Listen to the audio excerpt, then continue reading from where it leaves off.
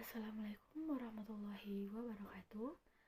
Perkenalkan, saya Nur Aisyah Yusuf, mahasiswa dari kelas D atau biasa disebut kelas e-learning, dan NIM saya yaitu 452009156. Baik, di sini saya akan menjelaskan mengenai analisis regresi linear berganda atau multiplex.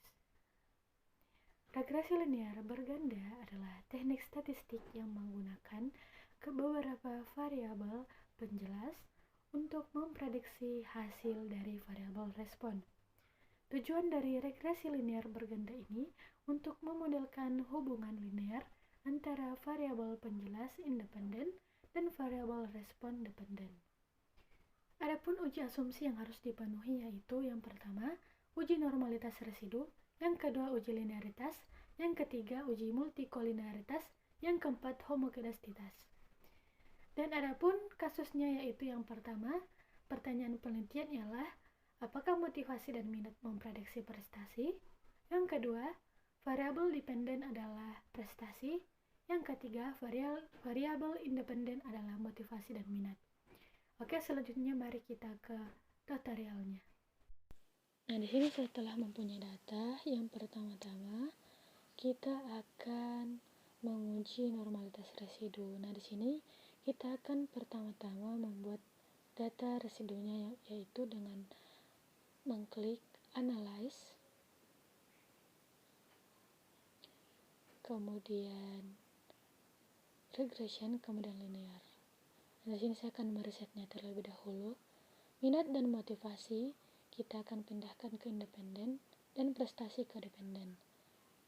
Nah, setelah itu kita akan ke save, kemudian ke unstandarized di residuals, kemudian oke. Nah, kita tidak membutuhkan outputnya. Yang kita butuhkan adalah data itu. Nah, kemudian kita akan menguji normalitasnya dengan cara deskriptif statistik, lalu explore. Nah, yang tadi kita ke dependent list, kemudian mengklik stem and leaf dan histogram dan normality plots with test, kemudian continue, lalu oke. Nah, kita tunggu outputnya. A table test of normality di Kolmogorov-Smirnov dan Shafarov-Wilk, masing-masing significationnya di atas 0,05, maka bisa disimpulkan bahwa tabel kita atau data kita berdistribusi normal. Uji asumsi pertama selesai. Mari kita melangkah ke uji asumsi kedua, yaitu dengan analyze, lalu compare means, lalu means. Uji asumsi ini yaitu uji asumsi linear. Nah, minat dan motivasi kita ke independent list, kemudian prestasi ke dependent list. Lalu kita klik option.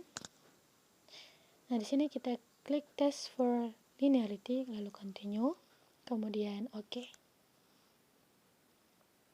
Nah, di ANOVA table pada prestasi dan minat, deviation from linearity-nya di atas 0,721 yang menunjukkan bahwa tidak ada signifikasi. Nah, di sini kita berkesimpulan bahwa prestasi dan minat mempunyai hubungan linearitas antar variabel. Kemudian kita ke prestasi dan motivasi, ke ANOVA table-nya.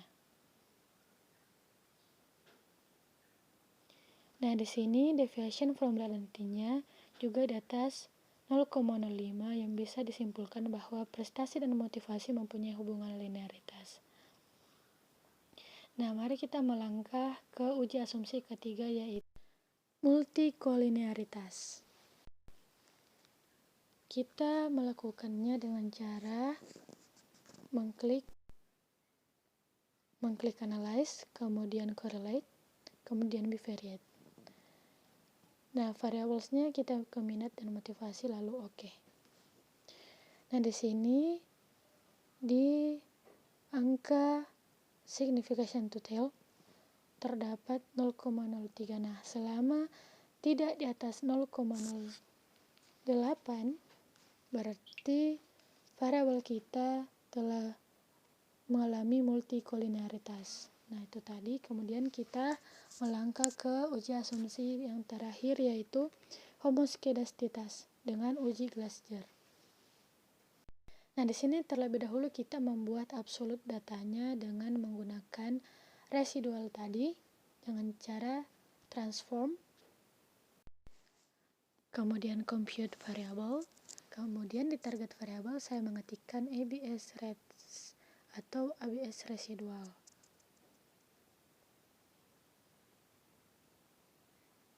Nah, di numeric expression-nya ini kita akan mengetik ABS dalam kurung, kita akan mengklik tadi residualnya, kemudian tutup kurung, lalu oke.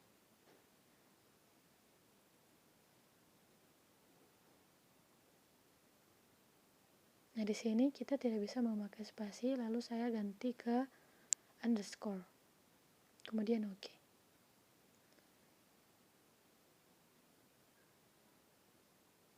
Nah, di sini kita tidak membutuhkan outputnya, namun hanya membutuhkan ABS residunya ini.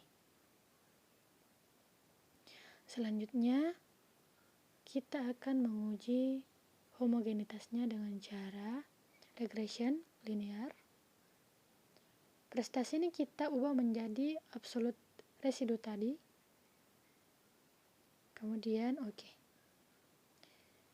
Nah, setelah itu kita lihat outputnya. Nah, di sini dia di bawah 0,05, yang berarti tidak adanya homogenitas atau variabel yang kita masukkan aman. Nah, jika kita ingin melihat skor plotnya, kita bisa menuju ke analyze, kemudian regression, kemudian linear.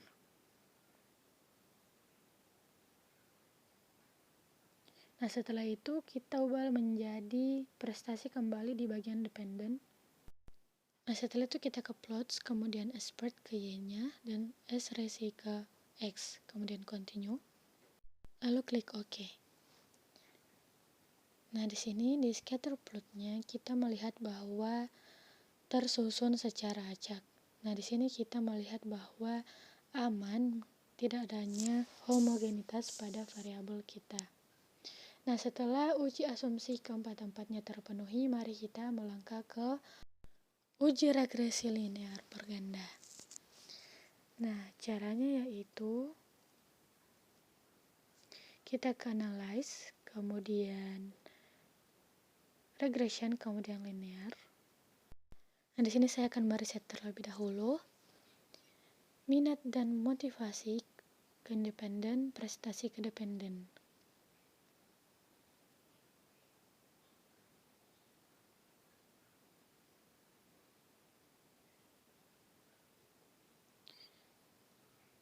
Kemudian kita ke statistics, lalu kita mengklik model fit dan estimate, lalu kemudian kita klik continue, lalu oke.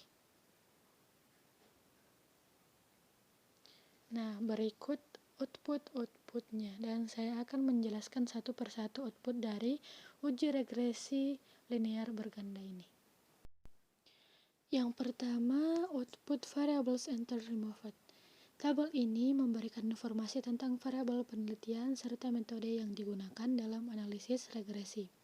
Adapun variabel independen yang dipakai yaitu minat dan motivasi, sementara dependennya ialah prestasi. Analisis regresi menggunakan metode enter. Tidak ada variabel yang dibuang, sehingga pada kolom variables remove tidak ada angkanya atau kosong.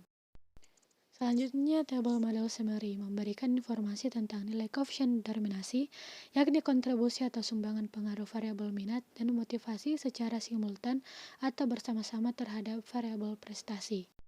Selanjutnya, tabel ANOVA, yaitu memberikan informasi tentang ada atau tidaknya pengaruh variabel minat dan motivasi secara simultan atau bersama-sama terhadap variabel prestasi. Tabel koefisien memberikan informasi tentang persamaan regresi dan ada tidaknya pengaruh variabel minat dan motivasi secara parsial atau sendiri-sendiri terhadap variabel prestasi. Adapun rumus persamaan regresi dalam analisis atau penelitian ini adalah sebagai berikut. Y sama dengan A tambah B1 kali 1. Atau Y sama dengan 2,612 ditambah 0,192 ditambah 0,88. Berdasarkan keempat output yang tadi kita bahas, maka kita dapat membuat ringkasan hasil analisis regresi multiples atau berganda seperti gambar di atas. Ringkasan tabel di atas berguna untuk mempermudah para pembaca dalam melihat gambaran hasil analisis regresi yang terdapat dalam penelitian kita. Dengan demikian, tabel output analisis regresi multiples tersebut tidak perlu dimasukkan secara utuh dalam bab pembahasan penelitian, namun cukup dicantumkan dalam lampiran penelitian saja. Sekian dari saya. Wassalamualaikum warahmatullahi wabarakatuh.